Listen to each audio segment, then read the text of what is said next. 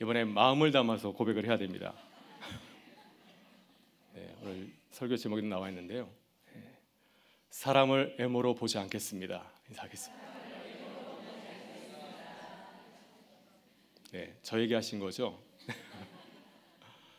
네, 오늘 애모로 사람을 취하지 아니하심이라라는 제목으로 하나님 말씀 같이 나누겠습니다. 오늘 사도 바울은 기독교의 아주 위대한 진리를 선포하고 있습니다. 기독교의 복음은 외모로 사람을 취하지 않는 줄 믿습니다.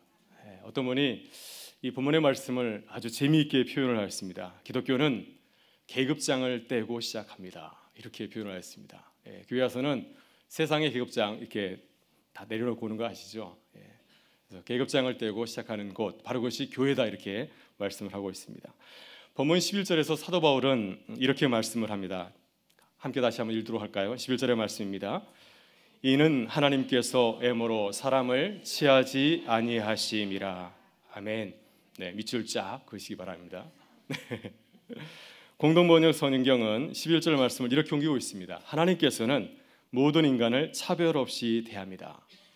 또 헬라어 성경을 언어 그대로 옮기게 되면은 하나님에게는 차별하는 법이 없습니다. 하나님은 사람을 차별하지 않습니다. 이런 뜻이고요. 또 유진 피더스 목사님이 그 메시지 성경에서는 이렇게 옮기고 있습니다.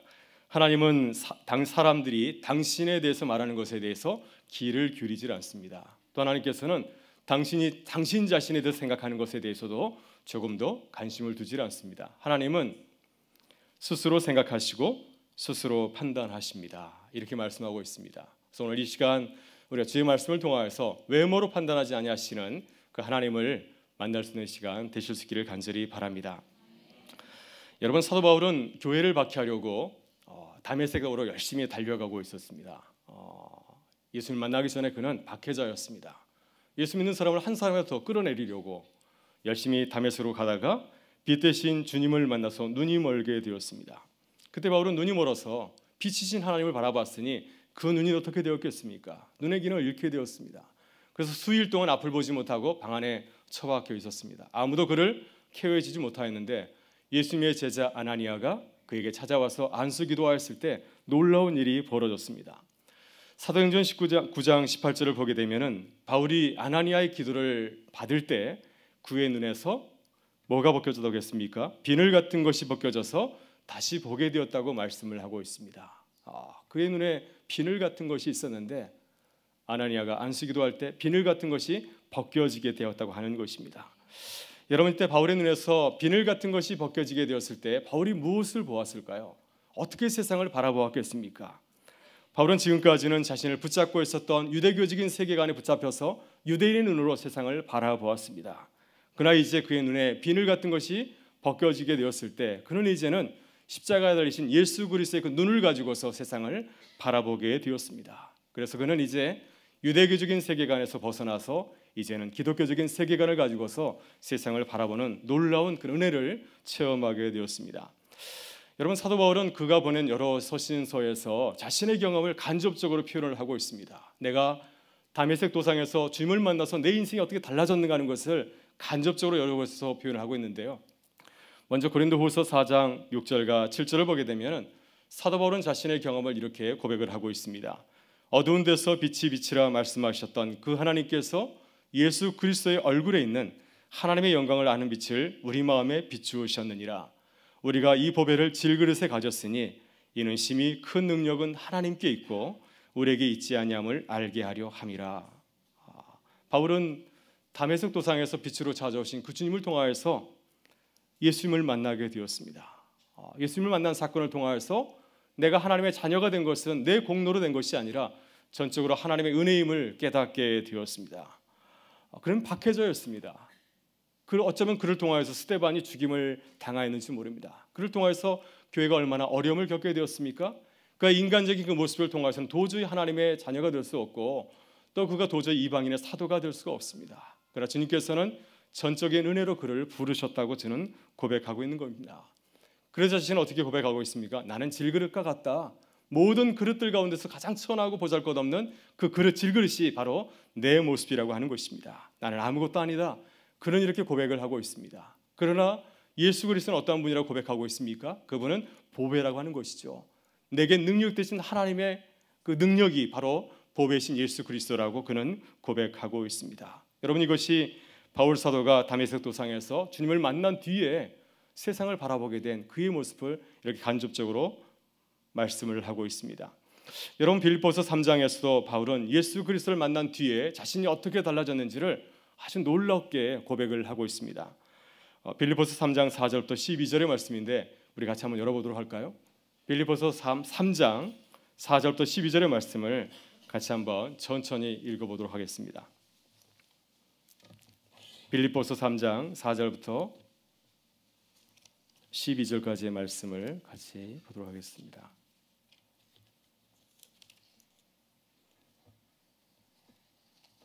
예, 다 찾으셨습니까? 네, 그러면 4절부터 12절의 말씀, 어르신들은 빨리 읽으면 숨이 가쁩니다. 그건 교회의 모습이 아니죠. 천천히 어르신들을 배려하면서 천천히 읽어가면은 함께 읽을 수 있고 또 그 뜻을 우리가 모두 다 이해할 수가 있습니다. 우리 같이 4절부터 같이 천천히 읽어가도록 하겠습니다. 그러나 나도 육체를 신뢰할 만하며 만일 누구든지 다른 이가 육체를 신뢰할 것이 있는 줄로 생각하면 나는 더욱 그러하리니 나는 8일 만에 할례를 받고 이스라엘 족속이요 베냐민 지파요 히브리인 중에 히브리인이요 율법으로는 바리새인이요 열심으로는 교회를 박해하고 율법의 의로는 흠이 없는 자라. 그러나 무엇이든지 내게 유익하던 것을 내가 그리스도를 위하여 다 해로 여길 뿐더러 또한 모든 것을 해로 여김은 내 주 그리스도 예수를 아는 지식이 가장 고상하기 때문이라. 내가 그를 위하여 모든 것을 잃어버리고 배설물로 여김은 그리스도를 얻고 그 안에서 발견되려 함이니 내가 가진 은은 율법에서 난 것이 아니요 오직 그리스도를 믿음으로 말미암은 것이니 곧 믿음으로 하나님께로부터 난 의라. 내가 그리스도와 그 부활의 권능과 그 고난의 참여함을 알고자 하여 그의 죽으심을 본받아 어떻게 해서든지 죽은 자 가운데서 부활에 이르려 하노니 내가 이미 얻었다 함도 아니요 온전히 이루었다 함도 아니라 오직 내가 그리스도 예수께 잡힌 바 된 그것을 잡으려고 달려가노라. 아멘. 네, 본문에서 바울은 자신이 예수님을 믿기 전과 믿은 이유를 말해주고 있습니다. 비포와 애프터를 말하고 있습니다. 그리스도인들은 세례를 받기 이전과 세례를 받은 이유가 전혀 다르죠. 여러분의 비포 앤 애프터는 어떻게 됩니까? 예수를 믿기 전에 여러분의 모습과 또 예수를 믿은 이후에 여러분의 모습은 어떻게 다릅니까? 똑같습니까? 그건 기적입니다. 똑같을 수가 없는데 네, 우리 가운데는 그런 기적이 없군요. 다 다릅니다. 그리스도인들은 비포 앤 애프터가 있습니다. 예수를 믿기 전과 이유가 전혀 다르죠. 바울 사도는 어땠습니까? 그리스도를 믿기 전에 그는 아주 유대인의 그러한 자부심과 배타의식이 아주 굉장히 강하였습니다. 그는 뭐라고 고백하고 있습니까? 나는 율법의 의로는 흠이 없는 자라고 고백을 하고 있습니다. 나는 유대인들 가운데서도 최고다. 나는 자랑할 것이 참 많다. 그렇게 얘기를 하고 있습니다. 그런데 예수를 믿은 이후에 그는 자신의 그 자랑거리를 어떻게 여기고 있습니까? 나는 모든 것을 배설물로 여긴다 말하고 있습니다. 내가 지금까지 붙잡고 있었던 그 모든 것이 나에게 아무런 유익이 없다고 하는 것입니다. 우리가 화장실에서 버리는 그것과 마찬가지로 전혀 나에게 아무런 소용이 없는 것이라고 그는 얘기를 하고 있습니다. 유대인들은 그들이 하나님의 선택받은 백성이고 율법대로 살기 때문에 자신이 굉장히 그럴듯한 사람을 생각하고 있습니다. 얼마나 자부심이 강한지 모릅니다. 그런데 바울이 예수를 믿은 다음에 보니까 그것이 아무것도 아니라고 하는 거죠. 그것이 나로 하여금 구원에 이르는 통로가 되지 못한다고 하는 것입니다. 이것은 철저하게 허위의식이라고 하는 거죠. 실상은 아무것도 없는 허망한 것이라고 그는 얘기를 하고 있습니다. 오히려 이것이 이러한 세상적인 자랑거리가 우리에게 하나님의 진노와 심판을 불러오게 된다고 하는 것이죠. 그렇기 때문에 바울은 어떻게 하고 있습니까? 그것을 붙잡지 않습니다. 그걸 내가 붙잡고 있으면 내가 너무 더 더러워지는 거죠. 그래서 과감하게 그것을 배설물로 버리고 있습니다. 내게 아무런 유익을 주지 못하기 때문에 나는 기꺼이 그것을 버린다. 그는 말하고 있습니다. 사도 바울이 부활하신 주님을 만난 뒤에 고백하는 그 하나님은 어떤 하나님이었을까요? 그가 어떤 하나님을 드디어 만나게 되었겠습니까? 오늘 본문을 보게 되면 하나님은 외모로 사람을 취하지 않는 분이십니다. 하나님은 헬라인이나 유대인이나 차별하지 않는 분이시라는 사실을 그는 만나게 되었습니다. 하나님께서는 겉모습을 보지 않으십니다. 하나님의 중심을 보시죠. 모든 사람을 공평하게 바라보시고 심판하십니다. 내가 모태신앙이라고 나를 봐주질 않습니다. 내가 목사라고 나를 봐주질 않습니다. 내가 평소에 새벽예배도 참석하고 11조도 내고 봉사활동도 잘하고 남들 보기에 그럴듯한 신앙생활을 잘하고 있다고 해서 주님은 우리를 봐주지를 않습니다. 하나님은 모든 사람들을 똑같이 대하십니다. 이 하나님이 바로 바울 사도가 십자가에서 만난 예수 그리스도를 통해서 만난 하나님이신 줄 믿습니다. 여러분, 바로 이 하나님이 사도 바울이 로마의 교회 교인들에게 보여주고 싶었던, 말씀하고 싶었던 하나님의 모습이었습니다. 지금 로마 교회는 다툼이 있고 갈등이 있습니다. 강한 자와 약한 자 사이에 하나됨이 있지 못하고 서로 갈등하고 서로 다투고 있는 가운데 있습니다. 왜 이런 갈등과 다툼이 일어날까요? 교회가 왜 하나 되지 못하고 서로 나뉘게 되겠습니까? 바로 그것은 공평하신 하나님의 눈으로 서로를 바라보지 않기 때문에 그런 것이죠. 자신의 인간적인 생각, 내 아집을 가지고서 내 고집을 버리지 아니하고 내 눈을 가지고서 바라보기 때문에 교회 안에 어려운 문제가 있는 것입니다. 우리는 유대인처럼 내가 근사하면 내가 무슨 벼슬을 하는 것처럼 나를 대단하게 생각할 때가 참 많이 있습니다. 내가 남들보다 더 많이 배우고 더 많이 가지고 있고 더 높은 지위가 있다고 한다면 나는 다른 사람들보다 더 많은 하나님의 복을 누리고 있는 것처럼 착각할 때가 참 많이 있습니다. 이러한 생각과 판단은 하나님을 잘 모르기 때문에 발생하는 것인 줄 믿습니다. 하나님을 잘 이해하고 하나님의 뜻을 잘 이해한다면 이런 일이 벌어질 수가 없습니다. 그래서 바울 사도는 하나님이 우리를 어떻게 바라보시는지를 강조해서 말씀하고 있습니다. 여러분, 그렇다고 한다면 공평하신 하나님, 외모로 우리를 취하지 않으시는 하나님은 어떠한 눈으로 우리를 바라보고 있겠습니까? 오늘 본문에서 사도 바울은 하나님께서 우리를 두 가지의 기준을 가지고서 우리를 바라보신다고 말씀을 하고 있습니다. 첫째는 하나님께서는 우리 사람이 행한 그대로 우리를 보응하신다 말씀하십니다. 우리 6절부터 8절의 말씀을 다시 한번 읽어보도록 하겠습니다. 6절부터 8절의 말씀입니다. 같이 읽겠습니다. 하나님께서 각 사람에게 그 행한 대로 보응하시되 참고 선을 행하여 영광과 존귀와 썩지 아니함을 구하는 자에게는 영생으로 하시고 오직 당을 지어 진리를 따르지 아니하고 불의를 따르는 자에게는 진노와 분노로 하시리라. 아멘. 본문 6절의 말씀은 하나님께서는 그 사람의 행위대로 보응하신다는 말씀은 바울의 말이 아니라 구약 성경의 말씀입니다. 시편 62편 다윗의 시에 등장하는 말씀입니다. 시편 62편 12절에서 다윗은 이렇게 노래하고 있습니다. 주여 인자하심은 주께 속하오니 주께서 각 사람이 행한 대로 갚으심이나이다. 시편 62편에서 다윗은 두 무리의 사람들을 비교하고 있습니다. 아마도 다윗이 살아가면서 자신 주변에 있는 두 무리의 사람들을 보게 되는 것 같아요. 그래서 한 무리의 사람은 어떤 사람들입니까? 60편 3절과 4절을 보게 되면 거짓을 즐겨 말하는 사람들입니다. 입에 축복의 말을 하고 있지만은 속으로는 저주를 하는 사람들이죠. 위선자들입니다. 이런 자들 때문에 우리가 많이 힘들 때가 얼마나 많이 있습니까? 한 부류의 사람들은 이러한 사람들이고 또 한 부류의 사람은 어떤 사람입니까? 그런 사람들은 자신의 욕심과 정욕을 따라서 세상을 바라보지 아니하고 하나님의 말씀대로 살아가려고 애쓰는 사람들입니다. 그들은 이렇게 기도하고 있습니다. 5절부터 7절의 말씀을 제가 읽어드리면 나의 영혼아 잠자히 하나님만 바라라. 물은 나의 소망이 그로부터 나오는도다. 오직 그 말이 나의 반석이시요 나의 구원이시요 나의 요새이시니 내가 흔들리지 아니하리로다. 나의 구원과 영광이 하나님께 있으며 내 힘의 반석과 피난처도 하나님께 있도다. 다윗은 자신의 주변에 있는 두 무리의 사람들을 비교하고 있습니다. 한쪽에 있는 사람들은 거짓을 즐겨 말하고 입으로는 칭찬하지만 속으로는 저주하는 그런 사람들이 있습니다. 위선적인 사람이 있고 또 한 무리는 어떤 사람들입니까? 어렵게 살아가고 있지만 그 가운데서도 하나님의 뜻을 좇으며 하나님의 뜻을 이루기 위해서 발버둥 치는 그러한 사람들입니다. 하나님께서는 이 두 부류의 사람들을 보시고 그들이 행한 대로 그대로 보응하신다고 말씀을 하고 있습니다. 우리는 누가 좋은 사람인지 알지 못하죠. 정말 저 사람이 나를 위해서 칭찬의 말씀을 하고 있는 건지 아니면 속으로는 딴 생각을 품고 있는 건지를 우리는 알지 못합니다. 그러나 하나님께서는 사람이 아니시기 때문에 우리의 중심을 보시고 판단하시죠. 그래서 우리는 알 수 없지만 하나님께서 보시고 그 사람의 행한 대로 그대로 보응해 주신다고 이 다윗은 고백을 하고 있습니다.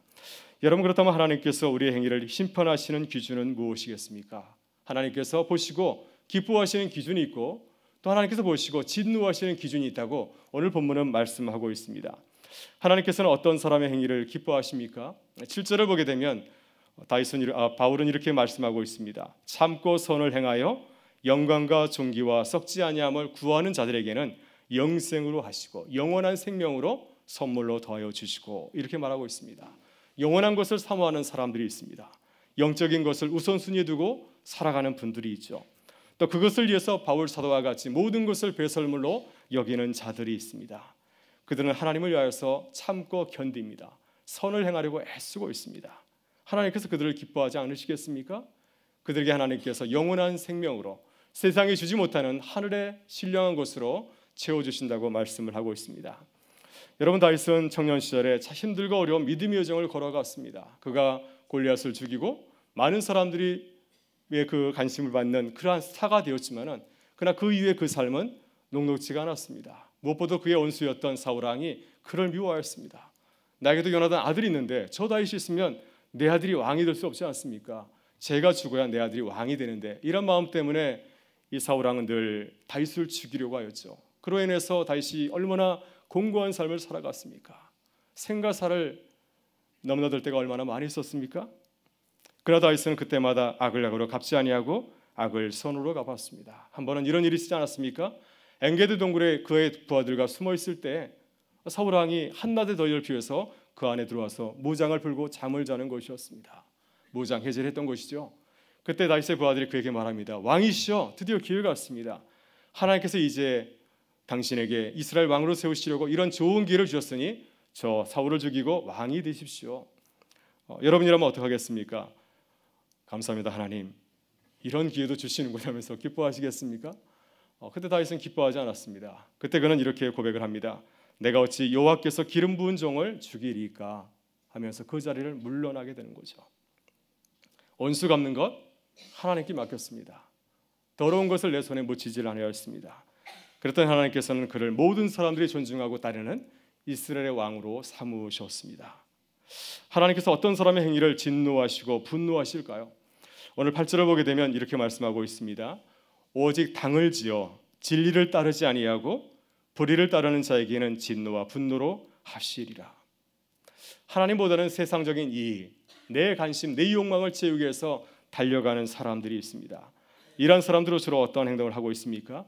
이들이 하는 대표적인 일이 무엇입니까? 당을 짓는 것입니다. 진리를 따르지 않는 것이죠. 불의를 행하는 것을 자연스럽게 생각하는 것입니다.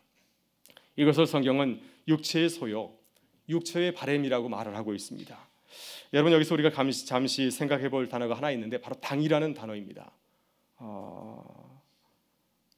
그 당이 아닙니다. 네. 이 약 먹는 당이 아닙니다. 여기서 말하는 것은 이 당에 해당하는 헬라어 단어는 에리떼이아인데요. 이기심, 또 싸움, 또 이기적인 야심이란 뜻을 담고 있습니다. 이 단어는 이기심을 가지고서 무리 짓는 것을 말하는 겁니다. 끼리끼리 모이는 거죠. 이게 끼리끼리 모이는 것이 바로 이 당 짓는 것입니다. 왜 끼리끼리 모일까요? 아름다운 일을 하기 위해서, 죄의 일을 하기 위해서 모이는 것입니까? 그게 아니라는 겁니다. 이게 내 욕심을 채우기 위해서, 다른 사람을 무너뜨리기 위해서, 내가 가장 높은 자리에 올라가기 위해서 당을 짓는 것입니다. 이것이 참 문제가 된다고 하는 것이죠. 여러분, 이 문제는 바울 서신이나 등장하는 것이 아니라 구약 성경에도 등장을 하고 있습니다. 이스라엘 역사를 보게 되면 하나님께서는 이스라엘이 당 짓는 것을 무지하게 싫어하셨습니다. 이스라엘 백성들이 출애굽한 후에 광야 생활을 할 때에 그들이 얼마나 당 짓는 일을 많이 한지를 모릅니다. 그들이 당을 지어서 하나님을 반대하고 다시 애굽으로 돌아가려고 하였고 모세를 무너뜨리고 자신들이 지도자려고 할 때가 참 많이 있었습니다. 민수기 16장 1절부터 3절을 보게 되면 이러한 내용이 나옵니다. 레이의 중손 고앗의 손자 이스할의 아들 고라와 루벤 자손 엘리압의 아들 나단과 아비람과 벨렛의 아들 온이 당을 짓고 이스라엘 자손 총회에서 택함을 받은 자 곧 회중 가운데서 이름 있는 지휘관 250명과 함께 일어나서 모세를 거스르니라. 모세를 반대하니라. 그들이 모여서 모세와 아론을 거슬러 그들에게 이르되 너희가 분수에 지나도다. 회중이 다 각각 거룩하고 여호와께서도 그들 중에 계시거늘 너희가 어찌하여 여호와의 총회 위에 스스로 높이느냐. 고라와 그 일당이 또 그를 추종하는 250명의 그 지도자들이 당을 짓게 되었습니다. 모세가 우리의 지도자가 아니라고 하는 거죠. 우리도 얼마든지 이스라엘을 이끌 수 있는 지도자의 자질을 갖고 있다고 하는 것입니다.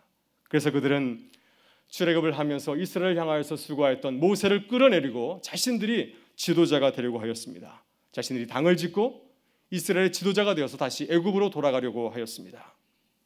이런 무서운 결과로 인해서 하나님께서 진노하셨습니다. 어떠한 결과 그들에게 초래되었습니까? 땅이 입을 벌려서 고라의 그 일당과 그들의 재산을 삼켜버리는 놀라운 일이 벌어지게 되었습니다. 여러분, 초대교회 역사를 보게 되면은 초대교회도 마찬가지로 당 짓는 일 때문에 교회가 참으로 많이 고통을 당하였습니다. 특히 고린도 교회는 여러 파로 교회가 나뉘어지게 되었죠. 고린도전서 1장을 보게 되면 교회가 나뉘어지는 모습을 소개하고 있습니다. 누구에게 세례를 받았는가에 따라서 교회가 네 쪽으로 나눠지게 되었습니다. 나는 바울파, 나는 아볼로파, 나는 게바파, 나는 그리스도파, 이렇게 나눠지게 되었습니다. 내가 누구에서 세례를 받았는가, 이것을 중요하게 생각하는 거죠. 그래서 자신이 따르는 그 사람을 우두머리로 삼아서 서로 파당이 되어서 교회 안에서 헤게모니를 붙잡으려고 서로 다투고 아비규환을 벌이게 되었다고 하는 것입니다. 여러분, 고린도 교회가 교회의 덕을 세우기 위해서 이방 사회에서 복음을 힘있게 증거하기 위해서 전도를 잘하기 위해서 이 네 개의 교구로 만든 것입니까? 네 개의 당을 만든 것입니까? 결코 아니죠.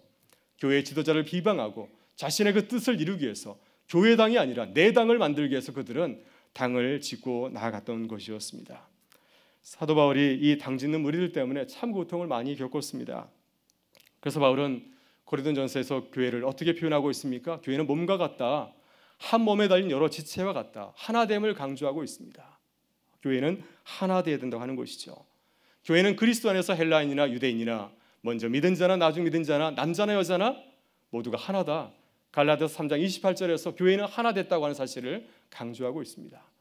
여러분, 또한 고린도전서를 보게 되면은 고린도 교회인들을 은사를 굉장히 사모하였습니다. 방언의 은사, 통변의 은사, 귀신 쫓는 은사, 신유의 은사, 참으로 많은 은사를 사모하여서 놀라운 은혜를 갖고 있었는데 그로 인해서 교회가 하나 된 것이 아니라 오히려 교회가 나뉘어지게 되었습니다. 그래서 사도 바울은 고린도전서 13장에서 뭐라고 말하고 있습니까?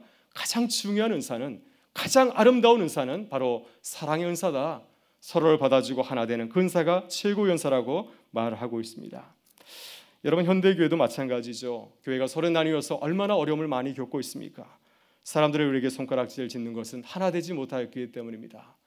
여러분, 우리는 어떠한 교회가 되어야겠습니까? 우리는 그리스도 안에서 나뉘는 것이 아니라 하나 되는 교회가 되기를 주의 이름으로 축원합니다. 그래서 하나님께 영광을 돌리고 우리 모두는 주 안에서 하나됨으로 크게 기뻐하는 주의 몸된 교회가 될 수 있기를 주의 이름으로 축원합니다.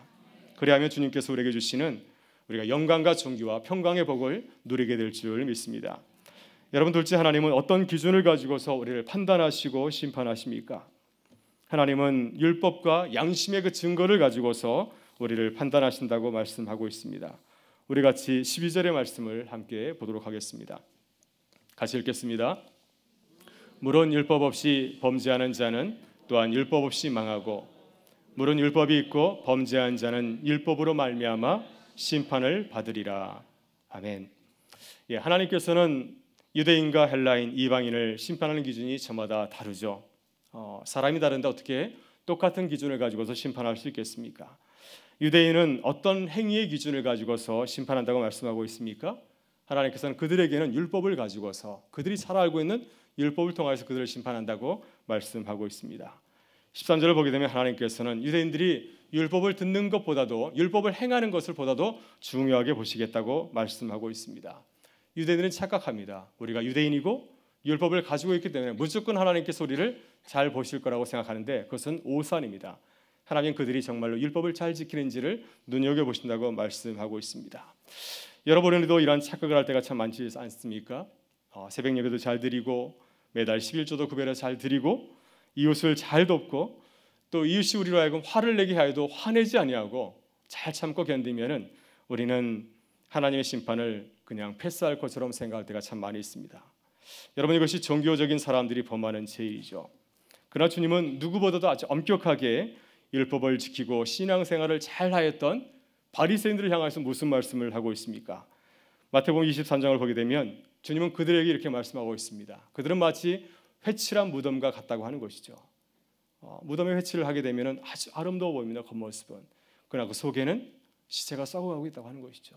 바로 이것이 경건을 자랑하였던 바리새인의 모습이 이와 같다고 하는 것입니다. 여러분, 그래서 율법은 우리의 의를 드러내는 것이 아니라 우리의 불의를 고발합니다. 그래서 이 세상의 누구도 율법으로부터 자유로울 수가 없습니다. 율법 앞에 서게 되면 우리는 정말로 모든 것이 다 밝혀져서 우리가 얼마나 불법한 사람인지 불의한 사람인지를 그대로 드러낼 수밖에 없습니다. 그래서 유대인들도 율법의 증거에 비춰볼 때 한 사람도 율법을 통과할 자가 없다고 하는 것이죠. 예수 그리스도 외에는 아무도 하나님의 심판을 피할 수 없다. 이것이 바울이 오늘 본문을 통해서 우리에게 증거하는 말씀입니다. 여러분, 그렇다면 헬라인과 같이 이방인들은 하나님께서 무엇을 가지고 그들을 판단하시겠습니까?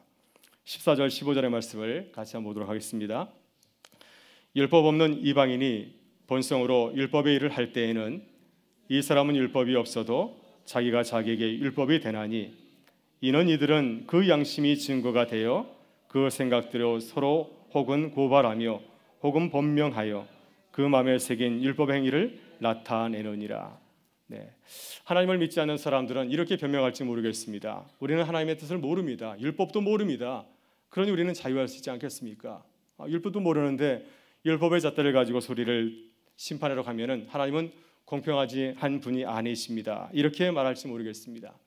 이렇게 주장하는 자들을 향하여서 하나님은 이렇게 말씀하십니다. 하나님께서는 각 사람마다 그 마음속에 양심을 두셨다고 말씀하고 있습니다. 양심은 우리의 마음을 재는 마음의 재판관이라고 할 수가 있습니다. 우리가 잘못을 저지르면은 양심이 우리를 고발하게 되죠. 여러분 다들 경험해 보셨죠? 네, 저만 경험한 것 같네요. 네, 그래서 우리가 이렇게 나쁜 일을 저지른다든지 화를 낸다든지 하게 되면 스스로 합니다. 운전하다가도 화를 내고 욕을 하게 되면은 내 양심이 말하죠. 너 그러고도 목사 맞아? 이렇게 우리 자신을 고발할 때가 참 많이 있습니다. 믿지 않는 사람들도 악을 저지르게 되면 두려움을 느낍니다. 내가 이런 죄를 범하였는데 어떻게 될 것인가 두려움을 느낄 수밖에 없습니다. 그것은 하나님께서 각 사람마다 양심의 법을 그 마음속에 심어두셨기 때문이죠. 따라서 아무도 이 양심의 법으로부터 자유할 수 없습니다. 마지막 날에 믿지 않는 자들도 하나님의 심판 앞에 섰을 때 이 양심을 통하여서 심판받게 되실 것입니다. 그 양심이 우리를 고발할 것입니다. 우리가 율법을 모른다 할지라도 그 양심이 우리를 아주 철저하게 고발할 것입니다. 그래서 이방인들도 하나님의 심판으로부터 자유로울 수가 없습니다. 바로 여기에 모든 사람들이 예수 그리스도의 그 의의 복음을 들어야 하는 중요한 이유가 있습니다. 여러분, 이것이 바울 사도가 증거하는 복음입니다. 여러분, 복음은 기쁜 소식이지만 먼저 우리를 고발하고 우리를 정죄합니다. 우리는 하나님 앞에서 하나님의 심판을 견딜 수 없는 죄인이라는 사실을 복음은 우리에게 폭로하고 있습니다. 유대인이나 헬라인이나 누구든지 하나님의 심판으로부터 자유롭지 못합니다. 우리의 의로는 우리의 공로를 가지고서는 이 심판으로부터 자유할 수가 없습니다. 마지막으로 16절에서 바울은 이 사실을 이렇게 증거하고 있습니다. 우리 마지막으로 같이 읽도록 하겠습니다. 곧 나의 복음에 이른 바와 같이 하나님이 예수 그리스도로 말미암아 사람들의 은밀한 것을 심판하는 그 날이라.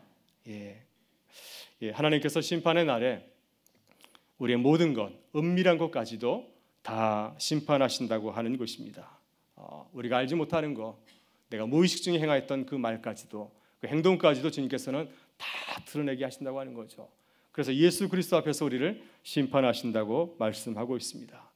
그렇기 때문에 우리가 그 심판대에서 견딜 수가 있겠습니까? 예수 그리스도의 십자가의 의가 아니고서는 우리는 그 죄로부터 벗어날 수 없을 줄 믿습니다. 여러분, 이제 말씀을 마치고자 합니다. 하나님께서는 애모로 사람을 취하지 아니하십니다. 하나님은 사람의 겉모습을 보고 전체를 판단하는 것을 대단히 싫어하십니다. 따라서 우리도 외모로 사람을 심판하시는 죄를 범하지 말아야 될 줄 믿습니다. 우리들이 오늘 본문의 말씀을 통해서 두 가지를 같이 꼭 기억하실 수 있기를 바랍니다. 첫째, 남을 판단하지 마시기를 바랍니다. 남을 판단하지 마시기를 바랍니다. 남을 판단하는 그 마음속에는 교만이 숨겨져 있습니다. 나는 저 사람보다 낫다, 이런 마음이 숨겨져 있습니다. 그렇기 때문에 우리는 혹시 우리 주변에서 어떤 사람이, 가까운 사람이 어떠한 허물이나 죄를 짓게 되었을 때, 또 그것을 발견하게 되었을 때 그것을 판단하는 것이 아니라 그 사람을 위해서 기도해 주시길 바랍니다.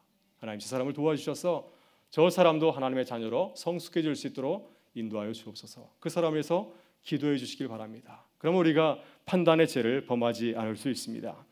여러분, 둘째로 우리는 우리 자신을 판단하지 마시기를 바랍니다. 우리의 가장 큰 적은 누구인 줄 아십니까? 바로 우리 자신입니다. 우리는 스스로 우리 자신을 높이거나 낮추곤 하죠. 우리가 근사해 보면 우리는 으쭐거리고 자랑스럽게 행동합니다. 그러나 우리 자신이 우리 자신을 바라볼 때 못마땅하면, 만족스럽지 못하면 우리는 한없이 낮아지게 되죠. 자신을 비하하고 절망하고 좌절하고 이러한 자리까지 떨어지질 않습니까? 자신을 높이거나 낮추는 것도 무서운 죄입니다. 하나님께서 내게 주신 모습을 내가 거부하는 것입니다. 내 안에 있는 하나님의 형상을 우리가 인정하지 않는 것입니다. 이것은 불순종하는 모습입니다. 그렇기 때문에 우리 자신을 바라보면서 우리는 늘 하나님, 내가 건강한 자존감을 갖게 하여 주옵소서. 내 모습을 사랑하게 하여 주옵소서. 다른 사람을 보러 하는 것이 아니라 하나님께서 내게 주신 것, 그 모든 것을 사랑하고 아끼며 살아가게 하여 주옵소서. 이렇게 기도해야 될 줄 믿습니다. 그렇게 기도할 때 주님께서 우리 가운데 평안함으로 또 기쁨으로 더하여 주실 줄 믿습니다. 주님께서 우리에게 주신 이 모습을 사랑하는 우리 모든 주의 백성들 되실 수 있기를 바랍니다. 그래서 남을 판단하지 아니하고 우리 자신을 판단하지 않는 그런 은혜가 우리 모든 주의 백성들의 삶 가운데 함께 하시기를 주의 이름으로 축원합니다. 우리 같이 기도